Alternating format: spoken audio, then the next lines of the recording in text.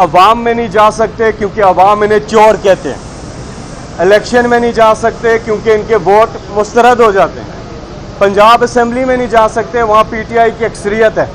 और अदालत में नहीं आ सकते क्योंकि इनके पास कोई दलील नहीं है। ये जो केस है ये सीधा सीधा केस है, सीधा सीधा केस है, कोई कॉम्प्लिकेटेड केस नहीं है कि इसमें फुल बेंच बने।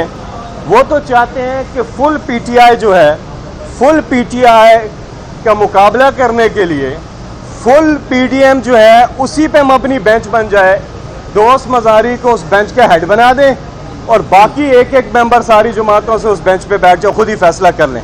ऐसा नहीं होता।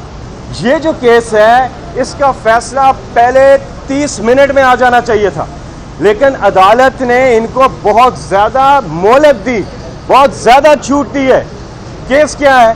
केस ये है कि पार्टी हदायत आइन और कानून और अदालत के फैसले के मुताबिक पार्टी हदायत पार्लिमानी पार्टी देती है और पार्टी सरबराह का किरदार तब आता है जब आपके वोटर्स MPs पार्लिमानी पार्टी की हदायत की खिलाफ वर्जी करें तो उनके खिलाफ एक्शन लेने का टाइम के वक्त पार्टी सरबराह का रोल आता है, उससे पहले आता ही नहीं है। ये वाज़ेह है कानून में। एक चिट्ठी, एक खत जिस पे पकोड़े रख के सिर्फ खाए जा सकते हैं चोरी शुजात के, उसके अलावा उसकी कोई अहमियत नहीं है। वो दे देते हैं चुपके से, डिप्टी स्पीकर की जेब में डाल देते हैं, किसी MPA को नहीं पता वोट डालने से पहले, और वो यहाँ पे आए भी, गवाह भी यहाँ पे आए। तो ये सीधा सीधा केस था।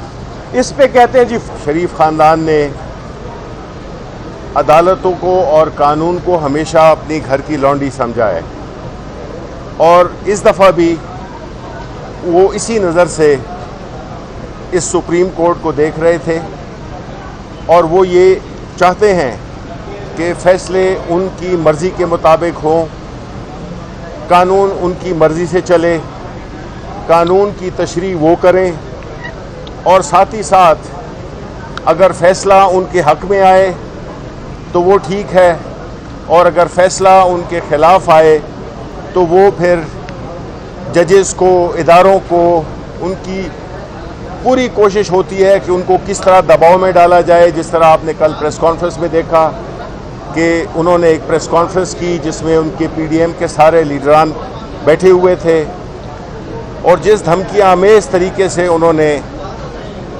आला तरीन अदलिया सुप्रीम कोर्ट को दबाव डालने की कोशिश की, एक नाकाम कोशिश की, एक भोंडी कोशिश की, जिससे उनका ख्याल ये था कि वो दबाव में ले आएंगे।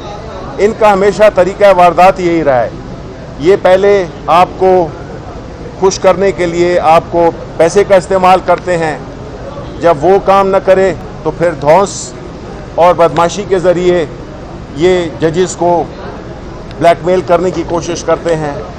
और साथ ही साथ में जैसे आपको मालूम है कि इनका एक प्रोडक्शन हाउस भी है कि ये वीडियोस भी इस्तेमाल करते हैं और हर तरीके, हर हरबा, जो कि पिछले चीफ जस्टिस ने कहा था कि ये एक सिसिलियन माफिया है जो कि कानून को और इदारों को हमेशा अपनी सियाकारियों को छुपाने के लिए इस्तेमाल। और यही वजह है कि 30 साल हुकूमत करने के बाद आज जिस नहज पे इन्होंने हमारे इदारों को, हमारी पूरी अखलाकियात को जिस तरह से इन्होंने पामाल किया है वो उसकी मिसाल नहीं मिलती। और आज जो हमने देख लिया कि जो 3 महीने में इन्होंने अपनी नालायकी, अपनी नाअहली और अपनी करप्शन को छुपाने के लिए किस तरह से इन्होंने अपने आप को आते ही NRO दिया, इनका मकसद ही यही है।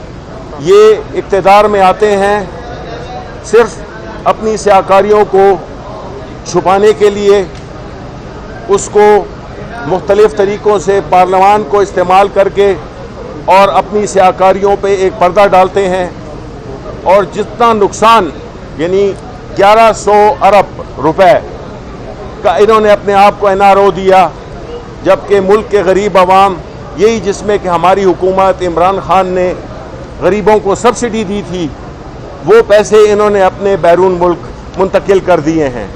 और ये साथ ही साथ में नहीं चाहते कि उसका हिसाब हो, जिसमें एक पाकिस्तान तहरीक इंसाफ और इमरान खान का एक ही पॉइंट है, और वो है कि कानून की बालादस्ती और इदारों का फ़आल बनाना। हमारा यही मकसद है, और वो यही एक इदारे हैं जो कि जब अपनी तरीके से काम करें, बजाय इसके कि वफादारी की जगह पर उनको तैनातियाँ हों, वो मेरिट की बुनियाद पर ये तैनातियाँ करना चाहते थे और करना चाहते हैं। अब इन हालात में जिसमें कि उन्होंने मुल्क को मुआशी तौर पे, अखलाकी तौर पे तो तबाह कर दिया था, लेकिन मुआशी तौर पे जिस तरह से वो इन्होंने मुल्क को एक तकरीबन श्रीलंका जैसी सिचुएशन में ले आए हैं, अब मज़ीद इनको बर्दाश्त नहीं किया जा सकता। हमारा मुतालबा बड़ा एक जमहूरी मुतालबा है। फैसला तो जो अदालत ने देना है वो देंगे। हमारा ना कोई प्रेशर है, ना कोई हम सिर्फ कानून की बालादस्ती चाहते हैं। हमारा एक ही मुतालबा है कि मुल्क को इस क्राइसिस से निकालने के लिए, जो कि ये नाहल इम्पोर्टेड हुकूमत ले आई है, हम चाहते हैं कि इसका फैसला अवाम करें, नए इंतखाबात फौरी उसका ऐलान किया जाए, ताकि ये मुल्क में सियासी इस्तेहकाम आए। और इसमें जो जिस हालत में हम पहुँचे हुए हैं, जिस तरह डॉलर पहुँच चुका है, जिस तरह स्टॉक एक्सचेंज नीचे आ गई है, ये एक बहुत ही क्राइसिस का सिचुएशन इन्होंने 3 महीने के अंदर अंदर, इसलिए कि इनकी क्रेडिबिलिटी नहीं है, ना बाहर मुल्क वाले इदारे, चाहे IMF हो या कोई भी वो इन पे एतबार नहीं करते। इसी वजह से जो IMF का जो प्लान हुआ वो भी डिले हुआ, और साथ ही साथ में जितनी, चूंकि इस हुकूमत की कोई इखलाकी पोजीशन है नहीं, तो इन्होंने IMF के सामने लेट कर हर उनकी कंडीशन को माना, जबकि हमारी हुकूमत में हमने अवाम की फ़ायदे के लिए हमने नेगोशिएट किया, हमने उनकी हर एक बात नहीं मानी। और ये वो होती है हुकूमत जिसमें कि एक अखलाकी कुव्वत होती है कि वो फैसले कर सकती है, और इमरान खान जैसा लीडर चाहिए जो कि बैरूनी ममालिक और बैरूनी जो दूसरे इंटरनेशनल इदारे हैं, फाइनेंशियल इदारे हैं, उनके साथ बड़ी एक बराबरी की बुनियाद पर मुल्क की और आवाम की मफाद में फ़ैसले करें। तो अब हमें इनसे छुटकारा हासिल करना है।